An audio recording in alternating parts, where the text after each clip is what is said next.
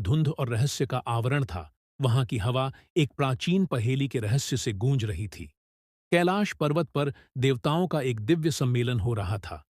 यहीं एक ऐसा अद्भुत प्रसंग घटित हुआ जिसने दिव्य इतिहास में अपनी अमिट छाप छोड़ी।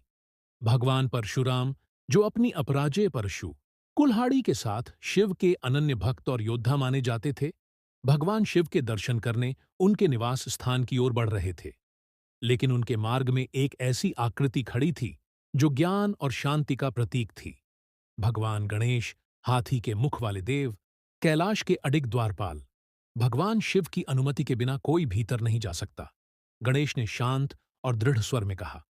परशुराम, जो शिव के परम भक्त और क्रोधी स्वभाव वाले थे, इसे सहन न कर सके। उनका क्षत्रिय अभिमान जाग उठा। गणेश, रास्ता दो, उन्होंने आदेश दिया। मैं अपने गुरु से मिलने आया हूं, मेरे मार्ग में कोई बाधा न हो। गणेश अपने कर्तव्य पर अडिग थे।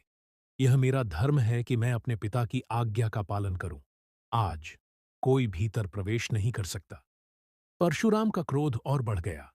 उनकी उंगलियां अपनी परशु पर कस गईं। यदि तुम हटने से मना करोगे तो मुझे बल प्रयोग करना पड़ेगा। जंगल जैसे सन्नाटे में डूब गया। गणेश अपने स्थान पर अडिग खड़े रहे। यदि तुम्हें लगता है कि शक्ति से ज्ञान को हरा सकते हो, तो आओ, देवगण साक्षी बने।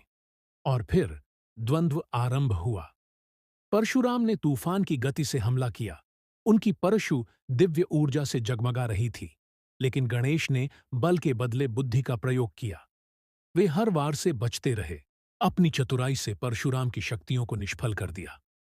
फिर क्रोधित होकर परशुराम ने अपनी पूरी शक्ति से वार किया।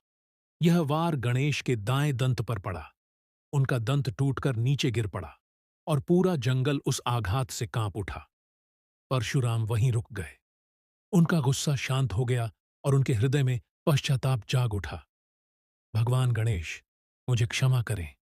मैंने अपने अहंकार में आप पर प्रहार किया। मैंने धर्म का उल्लंघन किया है। गणेश ने अपने टूटे दंत को उठाते हुए मुस्कुराकर कहा, पुत्र, तुम्हें क्षमा मांगने की आवश्यकता नहीं। इस घटना ने तुम्हें वह पाठ सिखाया है जो आवश्यक था। सच्चे योद्धा की शक्ति उसके ज्ञान और विनम्रता में होती है। परशुराम ने झुककर भगवान गणेश से क्षमा मांगी।